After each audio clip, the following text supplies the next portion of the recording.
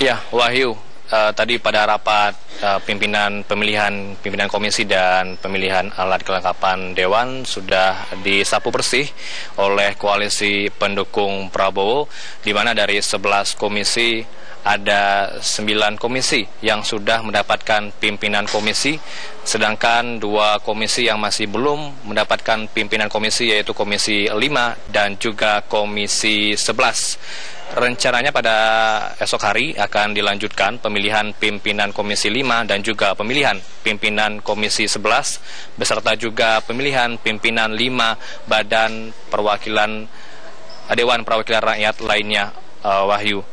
Tadi pantauan kami pada pemilihan pimpinan komisi yang dikuasai oleh koalisi pendukung Prabowo, Fadlizon selaku Wakil Ketua DPR yang juga memimpin rapat di Komisi 1, 2, dan 3 yang terbuka untuk umum, menyatakan sesuai pasal 57 ayat 13 tata tertib DPR, kalau hanya ada 1 paket pimpinan maka bisa langsung ditetapkan, dan semua anggota rapat pun setuju dengan 1 paket pimpinan yang diajukan dari fraksi koalisi Prabowo.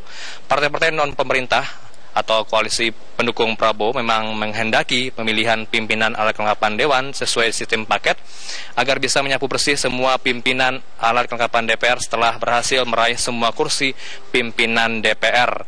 Sementara itu, partai-partai pendukung pemerintah atau fraksi dari koalisi Indonesia Hebat menghendaki pemilihan pimpinan alat kelengkapan DPR dibagi secara proporsional kepada semua fraksi seperti yang sudah terjadi pada 2 periode sebelumnya, Wahyu.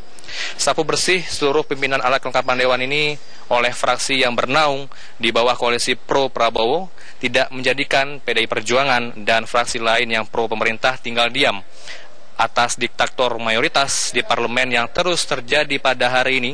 Fraksi PDIP dan fraksi Nasdem mengeluarkan surat mosi tidak percaya kepada pimpinan DPR. Koalisi Indonesia Hebat benar-benar melawan koalisi pendukung Prabowo. Perlawanan KIH ini salah satunya dengan membentuk pimpinan DPR tandingan dan juga menetapkan komisi DPR dan badan DPR tandingan. Mereka yang menggelar konferensi pers tadi pada pukul 16 waktu Indonesia Barat adalah Arif dari PDIP, Victor Leskodat dari Nasdem, Saifullah Tamliha dari P3, dan sejumlah perwakilan lainnya dari koalisi Indonesia Hebat.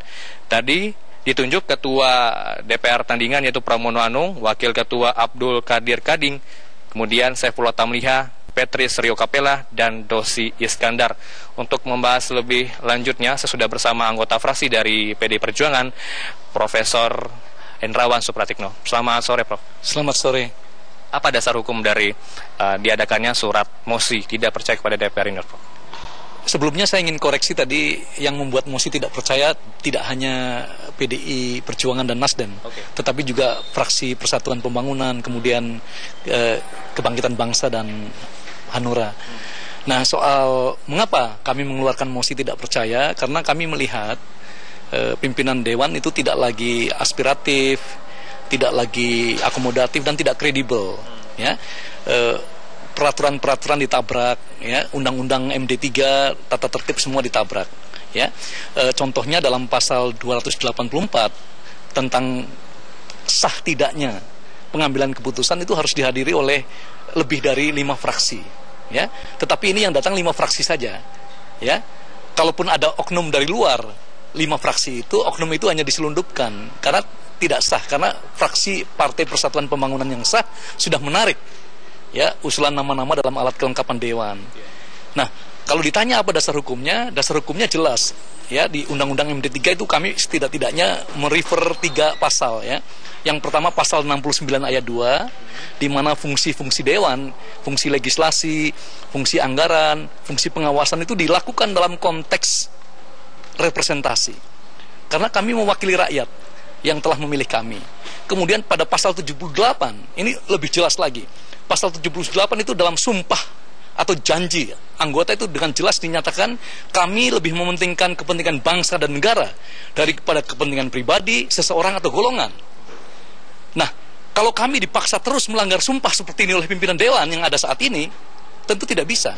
Ya, itu sebabnya sebenarnya apa yang terjadi adalah pelanggaran-pelanggaran terhadap sumpah atau janji, ya, yang sudah diikrarkan bersama-sama, ya, dalam pelantikan tanggal 1 Oktober yang lalu. Ini berbahaya sekali, ya. Itu sebabnya sekali lagi 5 fraksi ini mengusulkan sejak awal agar pemilihan alat kelengkapan dewan yang jumlahnya di luar pimpinan dewan, pimpinan DPR itu ada 63. Itu dilakukan dengan 3 asas. Asas proporsionalitas, asas representasi, dan asas kearifan kolektif. Lalu apa yang dilakukan oleh koalisi Indonesia Hebat ini, Prof? Kami tadi sudah membuat mosi tidak percaya, ya. Kemudian nanti kita akan melihat perkembangannya. Kalau memang seperti yang tadi dikatakan, kami perlu membuat pimpinan DPR tandingan yang lebih akomodatif, lebih aspiratif, bahkan bila perlu supaya tidak kalah atau ketinggalan kereta dengan pihak eksekutif, fit and proper testnya dilakukan juga melalui PPATK dan KPK misalnya, ya. Untuk setiap komisi juga demikian, sehingga kami menunjukkan ini loh, wajah DPR yang lebih kredibel, lalu wajah DPR yang lebih aspiratif, wajah DPR yang merepresentasikan Indonesia masa depan yang lebih baik. Lalu gebrakan apa yang dilakukan oleh pimpinan DPR tandingan ini? Gebrakannya baru tadi diumumkan, ya. Yang jelas tidak menggebrak-gebrak meja, ya. Yang jelas kami datang dengan apa sesuai dengan ini loh, sumpah dan janji kami, sesuai dengan Undang-Undang MD3, sesuai dengan tata tertib, meskipun kami mengkritik, ya, undang-undang ini dan tata tertib ini. Tetapi ini pun yang sudah kami kritik, yang kami nilai sudah cacat karena dilakukan dengan tergopoh-gopoh, itu pun ditabrak, ya, oleh pimpinan yang ada sekarang. Memprihatinkan sekali. Ini betul hari-hari yang sedih bagi bangsa Indonesia. Baik, terima kasih Profesor Hendrawan Supratikno atas waktunya dengan Metro TV. Ya.